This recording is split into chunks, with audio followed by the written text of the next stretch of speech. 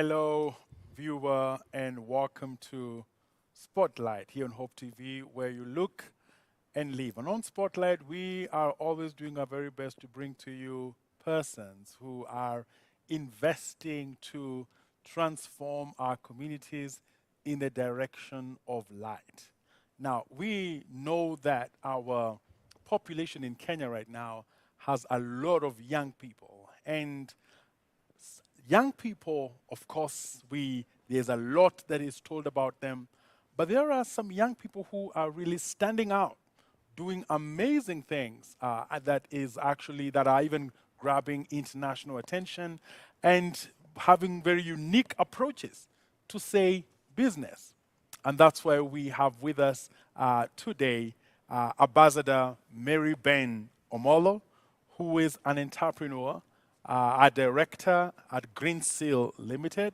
Now, Green Seal Limited deals with pest control and cleaning services.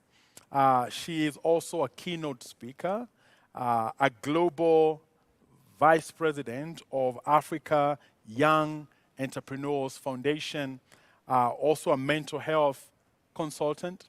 She's a founder. Yeah, all this is a young woman, the founder of Maryben Foundation and an award-winning personality. And yes, young and a young woman of faith. Welcome. Thank you so much, sir. No, I actually have the introduction. If I was to go on, I think it should be like a 15-page introduction of Maryben Omollo. Yes. Welcome to Spotlight. Thank you so much, and actually, thank you for having me here. I'm so overjoyed to be here today. Welcome to Hope TV. Thank you It's very your much. first time, and I'm sure that you'll return Yes, at some definitely. point. Yes. Yeah, great. Thank Yeah, you. so welcome here. And you are a lot of things, Maryben. Yes. A lot of things. And of course, a lot of things is a good thing, but a lot of things when you are young is also quite something, right? Yes, Before we get into the things that you do, maybe you can tell us a little bit about your faith, Ah, you and God. it has been a journey and an interesting journey. That 3 years ago, I couldn't believe, or rather, that wouldn't have been my title. Probably I would just be known as Maryben Omollo, and that was it. And I can say coming, or rather building this journey has been tested a lot, that I almost lost faith in God. I think I kept on losing faith. Let me say, not even almost lost. I was losing faith in God. You know, today you sleep, you don't believe in God. You wake up in the morning and you're like, yeah, now let's give this man another try. Now, my relationship and God has been like a father and daughter and a friend, because I suffered 6 years of I suffered 6 years of depression and 5 suicide attempts, and I was a failure. I always like saying I'm an idiotic entrepreneur. Can I put something light? Yeah. You failed even to commit suicide. I even failed committing suicide, or rather dying by suicide. And that is when I realized, to be honest, I am a failure. And the moment I started becoming an entrepreneur, or the moment I founded in fact, I founded the Green Seal in 2017, and it failed, and I lost money. And I was telling God, if there's an example of your work that has failed, because we always say God's work are perfect, He has never created anything that has ever failed. I used to say it's a lie. If there's any work of God that has failed, it's me. And you know, when you look at yourself as a failure, you see literally a whole load of failing. I used to look at myself as a young, ugly woman who will amount to nothing.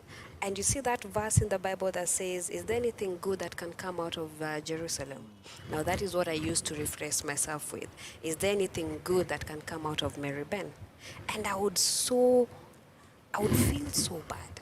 And I would ask myself, how are my parents feeling? They've spent their money taking me to school. And here I am. Literally nothing is happening, or rather it's working. I failed in employment. I failed in business, but come to look at it, I realized God will always test you because of your prayers.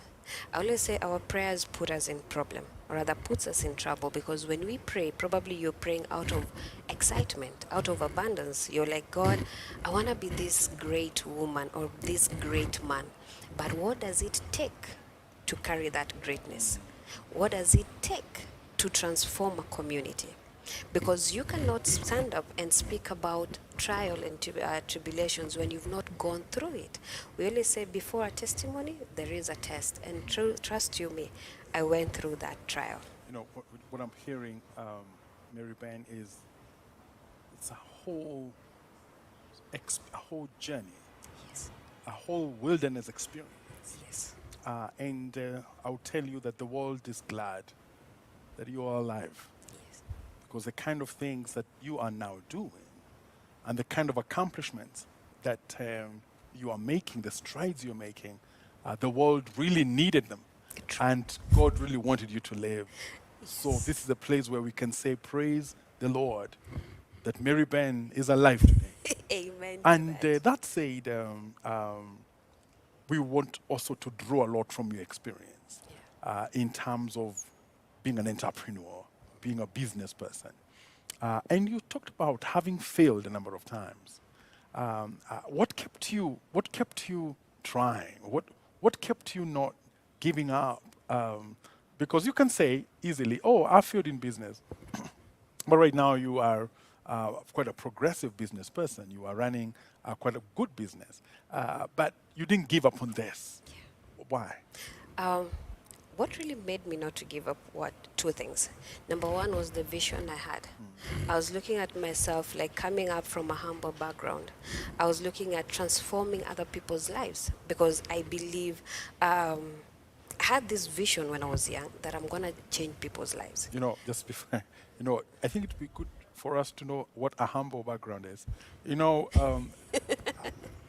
I know that some people say I came from a very remote place in Karen, and then some people would say I was actually not a very prominent student in Alliance. You get that's the humble background. I mean, tell us about your humble background.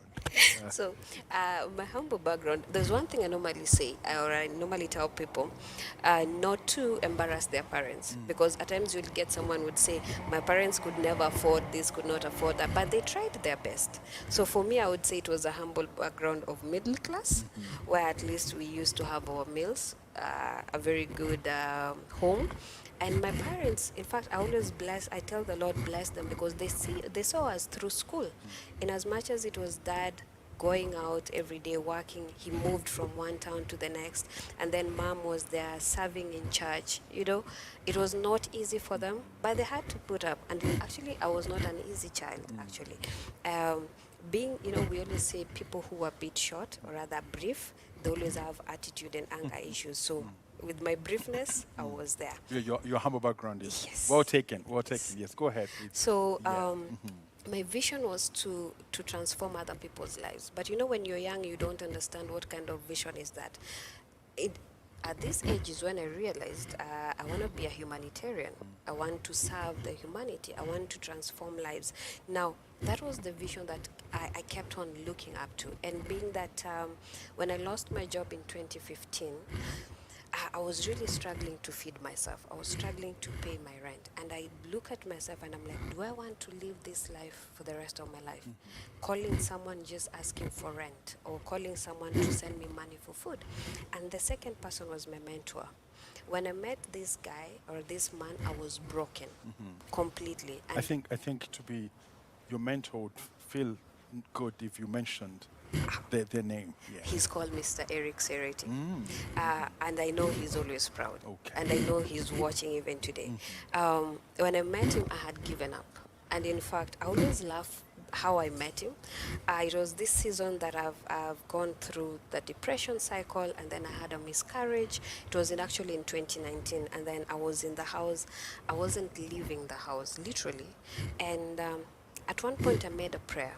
The last suicide attempt was in June 5th. I never forget that day because I made a prayer.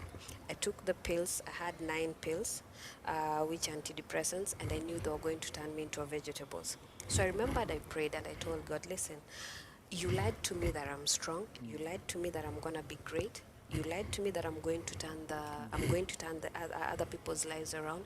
And you said my story is gonna change lives, but you lied. So I'm going to die today, but I'm promising you this, my blood is in your hands. And I told God, you know You're what? talking to God. Yeah, I was actually talking to God. That's how me I talked to him. Told him, you know what?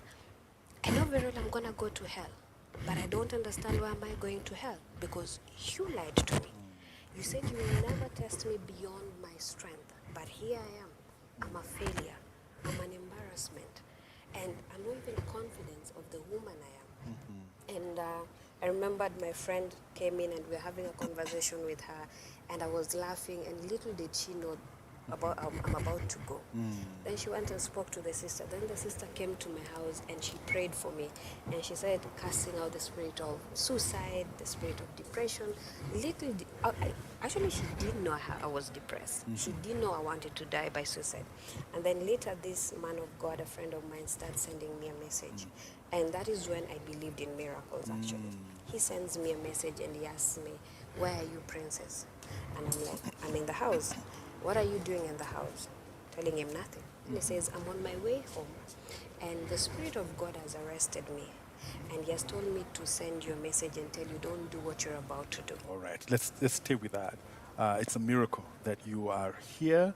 It's a miracle that just when you're about to take the pills, that you told God, "My blood is in your hands," and then things began to happen. We'll pick it up from there. We're taking a short break.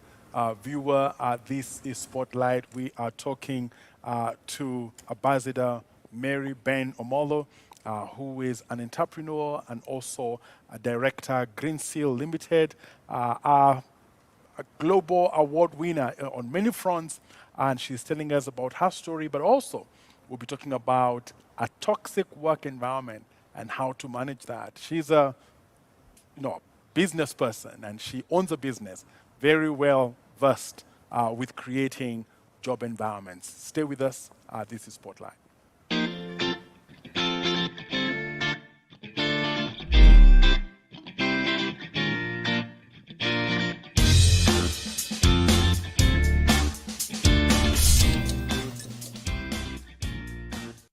Hope TV is where you look and live, with an excellent selection of the best Christian programming consisting of local and international content of inspirational stories, talk shows, Bible commentary, youth, health shows, children entertainment, contemporary gospel music, extended times of worship, live broadcast, news, movies, drama, Christian ministry programs, and so much more.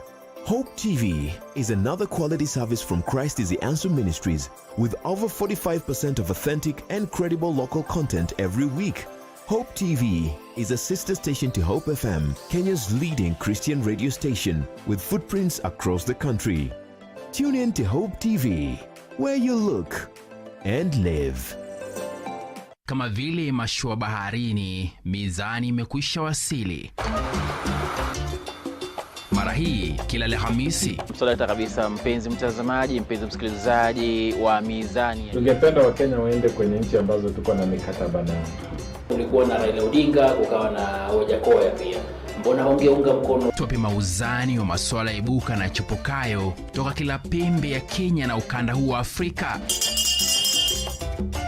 Yawe mambo au vijimambo, jiongea na kutaarifu na kuarifu zako fikra. Kila Alhamisi saa 1 machweo kwenye runinga ya Hope TV.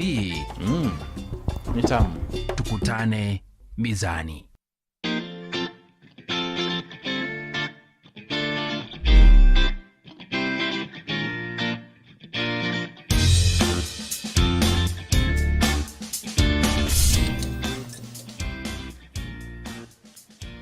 Viewer, welcome back.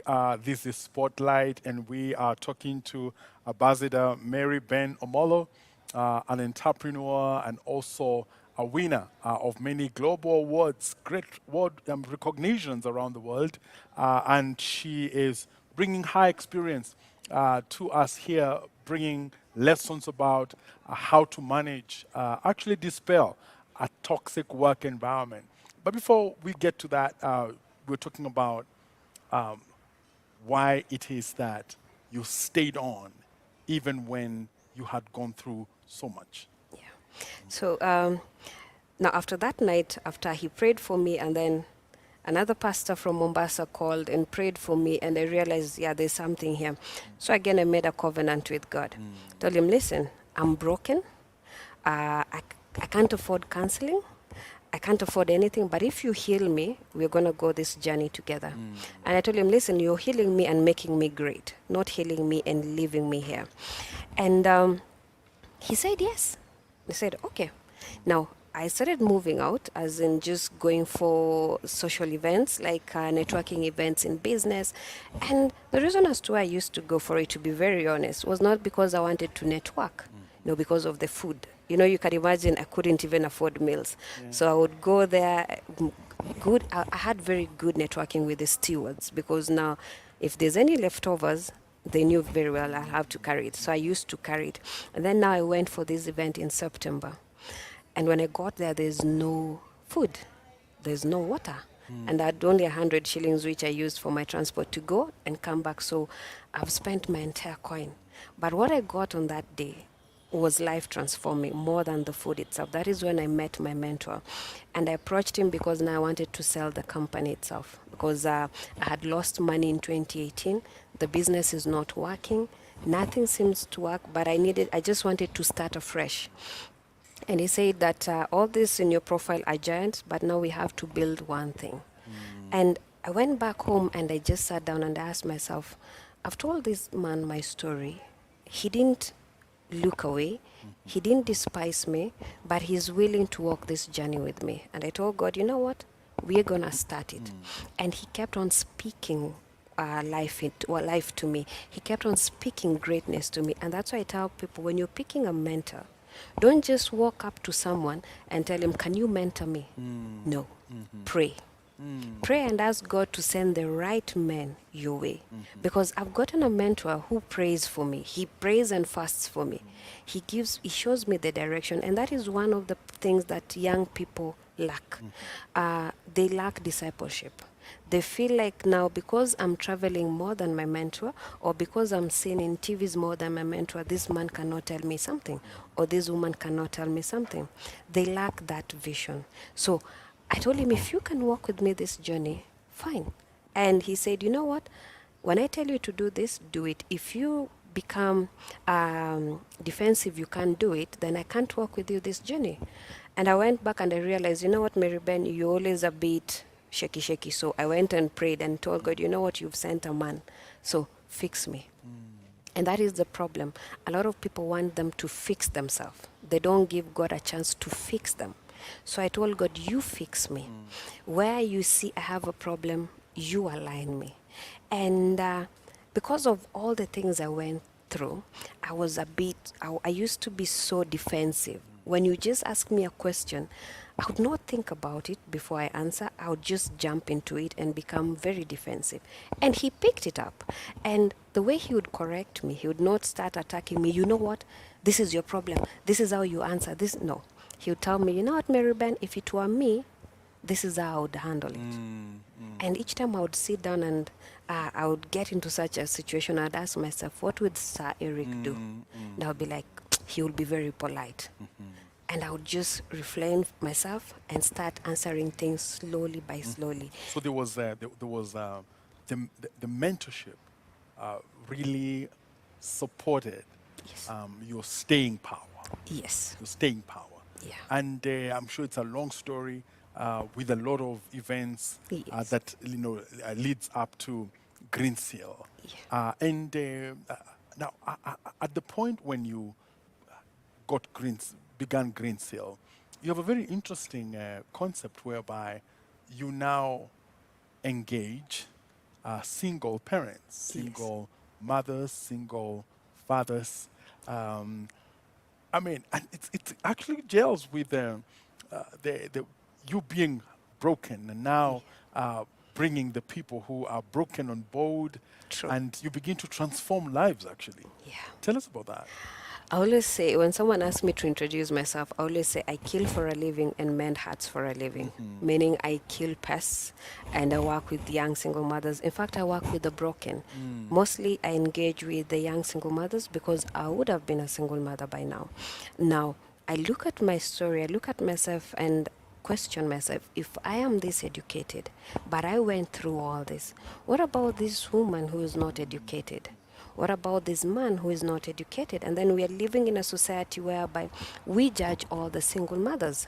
We always feel like they made a mistake, but do we take a moment to listen to their story? Now, I looked at it and I told myself, I'm not going to exist in this line of business just for the sake of making profits. I'm going to exist to change lives. I'm going to exist to give other people a chance that somebody else took the risk to give me the chance. He put his name on the line. He didn't know the future, but he trusted in God and trusted in me to walk with him that journey.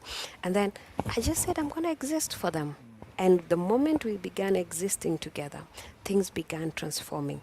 Now, what also led me to the mental health and also understanding our toxic environment was because when I began working with them, I started learning different personalities. I started picking different characters. At times it was a bit hard because I was not prepared for it, or rather I just started the journey. And I took a break, a pause, and I started becoming so interested. Why is so-and-so behaving like this? If this person has anger issue or is an extrovert, how am I supposed to address an issue with them? Or this is a man, how am I supposed to address the issue with him? Or this is a woman, how am I supposed to address it? This is a young girl, how do I understand her challenges? This is a young man, how do I understand his challenges? And now I sat down and started looking at all this, studying more, interacting with other people, questioning my mentor. I started just yearning to learn more. And now that is when I understood now our toxic environment, a very good working environment, and even work-life balance. All right. Yes. Now that's an issue that really affects a lot of people. Yes. Lots of people are working for the bread Yeah. and for the pay, Yeah. but the environment, the relationships in workplaces could be some of the most sophisticated and negatively sophisticated. They work in really toxic spaces. Now, let me ask you, from your experience, how do you begin to say that now this is not just a tough working environment, this is toxic? What are the signs that this is now getting toxic?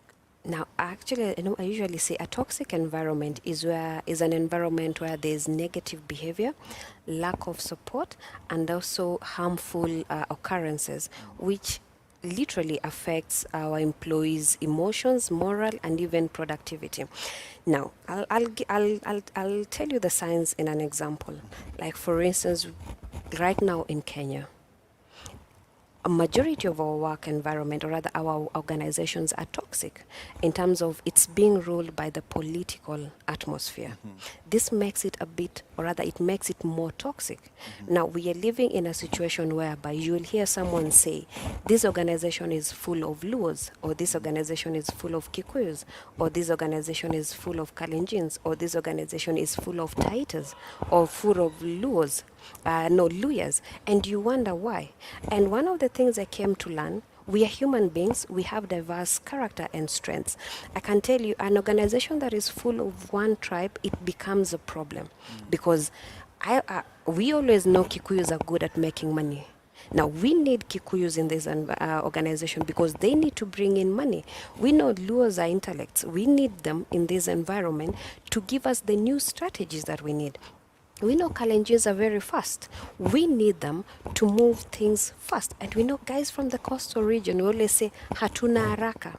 Now, when you're in that kind of environment whereby things are heating up, we need the coastal to remind us this is life, take it easy, give yourself a break, think about it. But we don't have it again. Now, second is sexual harassment. And sexual harassment, it starts in a very, very simple way. Today, a colleague walks in and looks at you and she says, you look sexy today. As a man, you will laugh and brush it off. But now the next day she will come and behave inappropriately. And now because you've made it look like a normal thing, it will be so hard for you to tell her, stop it. Or you get a young salesperson, My boss is interested in me. My immediate team manager is interested in me. The HR is interested in me. And there's nobody else I can complain to. And to make it more worse, probably I'm a Christian. How am I supposed to even handle that? Every single day I get depressed thinking of going to work. I put on my dress and I just say I'm going for the sake of work. And then another sign is employee high turnover. Every single day you just see this specific company keeps on employing people day and night. And probably challenges are there's poor payment, poor management from the organization. There's probably there's lack of good communication in that organization. So people are wondering, why are people always leaving this organization? But because I need a job, I need to pay my taxes, I need to afford my rent, I still go and apply for work. Another thing is gossip. Gossip has become a problem. I'll put gossip and poor communication together because you're the HR, I have a problem at home, and because you've noticed there's poor performance on my end, I come and start complaining to you. But now you decide to become an evangelist. You go from one department to the next, parading and spreading. You know what, Maryben is getting a divorce, or Maryben's husband is doing this and this, or do you know Maryben's child was arrested, or do you know Maryben is going through this? By the time I get to the office, I realize everyone knows my whole story. Now, I become so embarrassed. Each and every time I would come, the only thing I would want to do is to sit on this desk, work, and leave. Now, that is another sign of a toxic work environment. Another thing is poor communication. I would actually have spoken about poor communication. Another thing is micromanagement. Now, I would say micromanagement is only good in within 10%, in that it works best with the sales team. Because I've been a salesperson before. You'll get, today I decide I'm telling my team manager I'm going for work, but I'll go back home and sleep. So at times micromanagement is not bad to some extent, but you get this boss, he's always there on your neck. What time are you reporting to work? It's already 7:30. You're supposed to report to work at 8:30, but he's ever there on phone. When you just step out to just breathe, because you always say at times take a break when the work is not working. Take a break, go outside, just breathe. But you don't have that environment. You don't have that space to go out and breathe. He's always shouting. He's always name calling. He has more anger issue than yourself. Now, it becomes so terrible for you to work there. All right. I think quite a number of very clear signs of a toxic environment. Yeah. But there's this observation, Maryben, whereby some people actually seem to be intentional. They seem like they don't want people to be happy.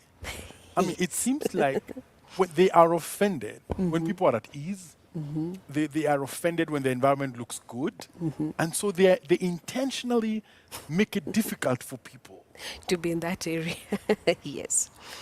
Apparently, when you get someone who behaves like that, that person has chances are 80% of it or 90% the person is suffering from mental health disorder. Now, they don't want a peaceful environment.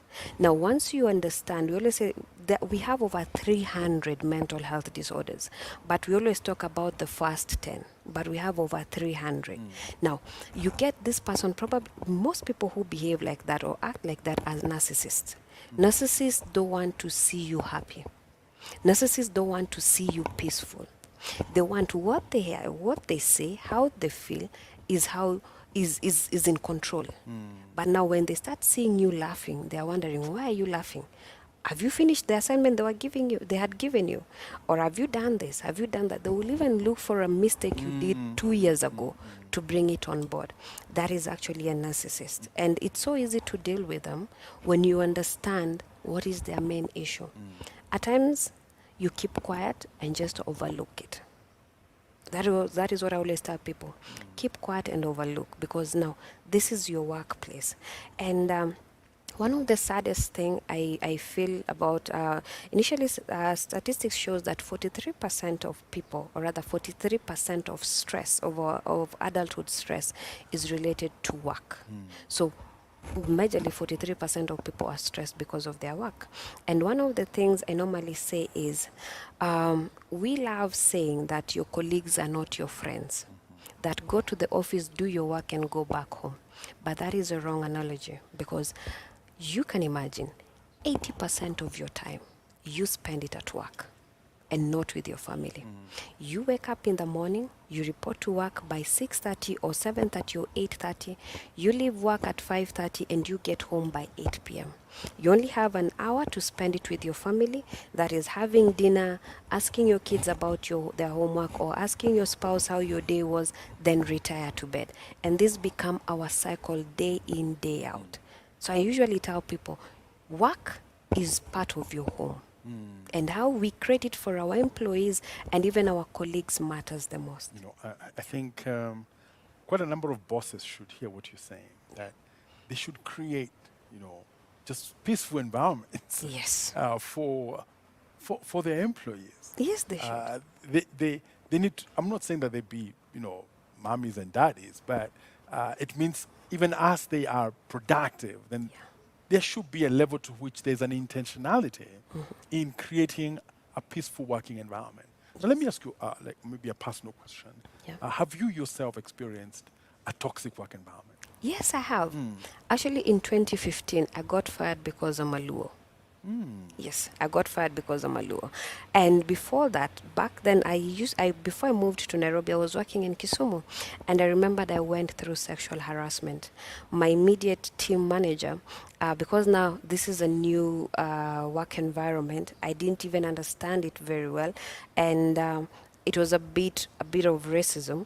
So the guy was taking me through, introducing me to different clans, and we were making good sales. And then he just started saying, you know what, Maryben, you're a very young, beautiful lady. And, you know, I was young and I felt nice. I was like, thank you. He says, every now and then you keep on passing me here, and I keep on asking and wondering, when will I have you? And I'm like, why? And he says, I've been helping you to make sales. And the first thing that, and I'm getting nothing. And the first thing that clicked into my mind, I was like, okay, we can do this. We can share my commissions. And he said, no, I don't need your commissions. I have more money than you. I get paid more than you. And I'm like, then what do you want me to do? He said, we can make an agreement.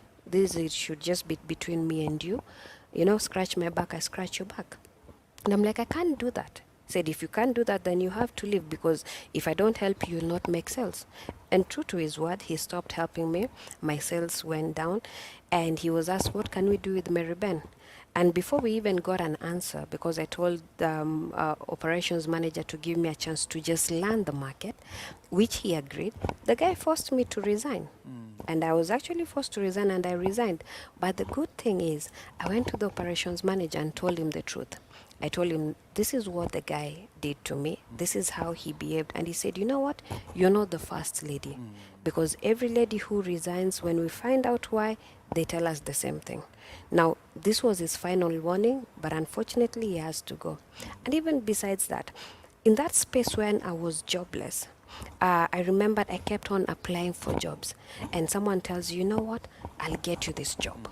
But now this is what you have to do. Even right now in business, I always say, if there's some business opportunities, if I would have taken them, probably I would have been a billionaire by now. Someone tells you, I'm giving you a contract of 100 million. And you know, by that time, I'm a businesswoman. I get so excited. And I'm praying for it. I'm fasting for it. I'm there being hopeful. I'm there preparing myself, making covenants with God. Then the person asks you to go to his office. And he's there. And he tells you, this is what I want. And then that is when also your faith is tested. And even you have to just dignify yourself. Am I going to take this 100 million contract? Or am I going to say no? But you remember, if I sign this contract, it means this is how we need to finance the contract, or this is how we will continue every single day. Because you have to continue servicing the guy. But I keep on telling myself, no. I know the person who called me and put me in this field will actually sustain me. And when I learned that, you know what, there's a greater calling and there's a greater door ahead of me, I kept on turning it down. For some, will agree because they feel like this is where I am. This is what I need to do. I need to climb the ladder. So this is the only way for me to climb the ladder. And I think that comes from a very strong place of conviction. Yes. When it comes to your value. Yes. It also comes from a great place of vision. Yes. When you want to know that the success I have, I can talk about it boldly. Boldly. Without necessarily having to feel like I'm faking. Yes. This And- the way I made it. and- Now there are, as you speak, because this is an area that, from what you've mentioned, it's like it's prevalent. It's like day to day. Yeah, it's And now there. I want you to speak to a person right now who is in a state like that, and they are struggling to live. They have bills to pay. They have debts, to service, and now they have to somehow exist in that kind of really toxic environment, but they have no courage to live. What are there some alternatives, or is exit the only way? I always say exit is not the only way because number one, what you can do is when you realize you're in this toxic environment, you can take a chance to apply for a job elsewhere. But before you apply for a job in that other organization, you need to do a background check. A lot of us don't do background check. What literally qualifies for us to apply for a job there is the salary. I always say you'd rather earn less but in a peaceful environment than earning more and you have pain day and night. Now, if you are willing to apply for a job elsewhere, go ahead. Number two, I believe probably if it's not the HR who's actually sexually harassing you, you can take up the case with the HR.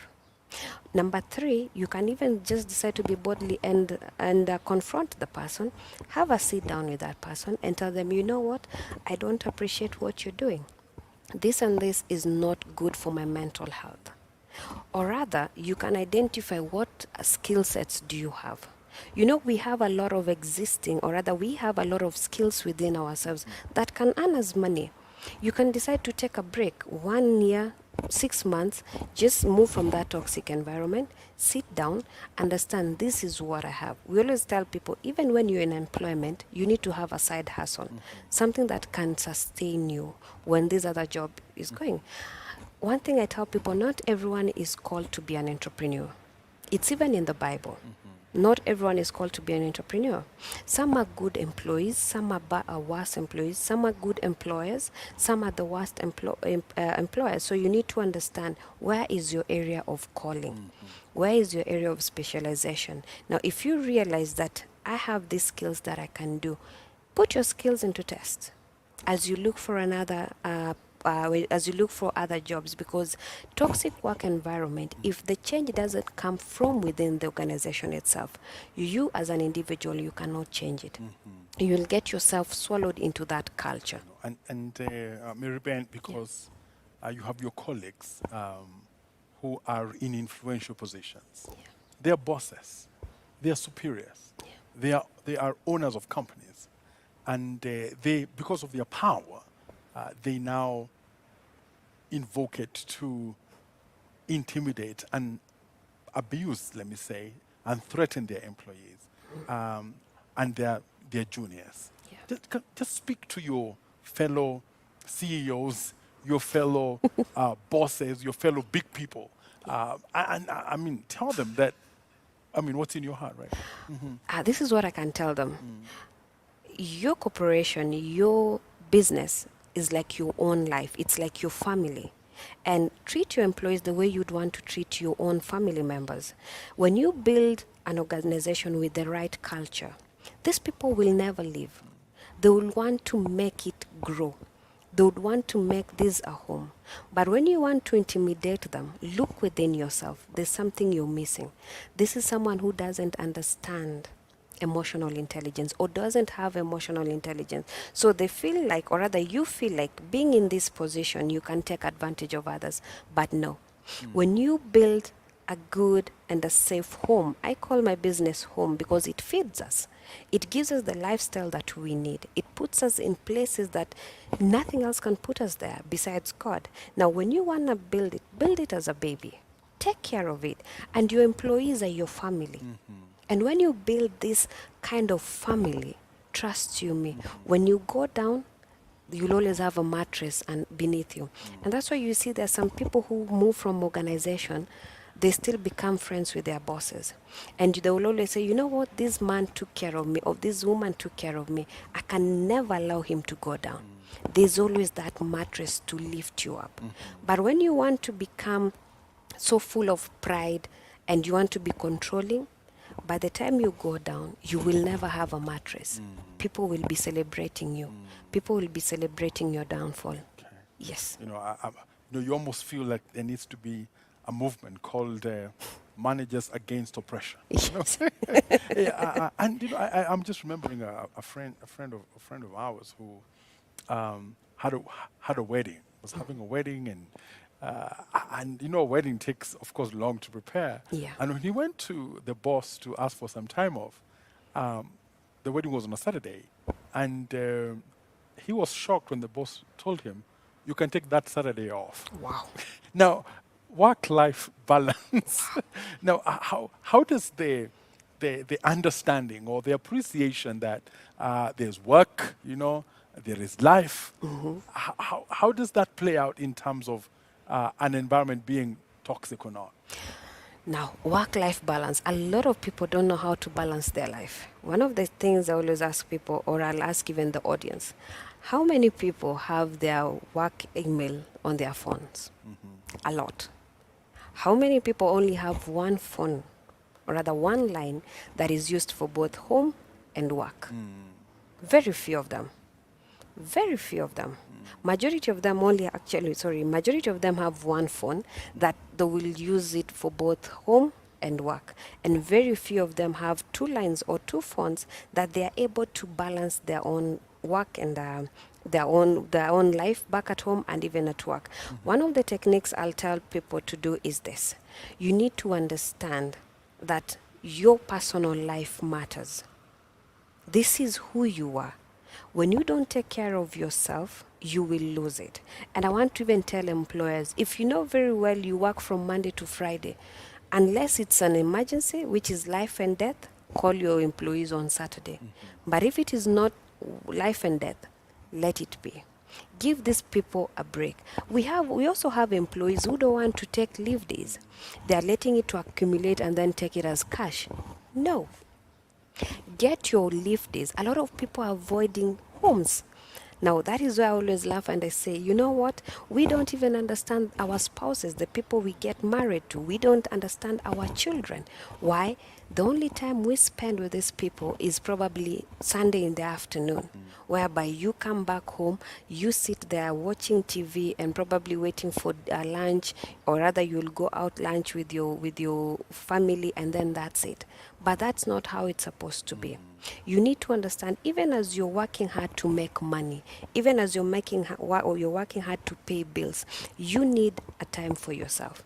I used to have that problem. I would sleep for only 2 hours or 3 hours, and my mentor would tell me, there's a day your body will take a leave. And trust you me, that day happened.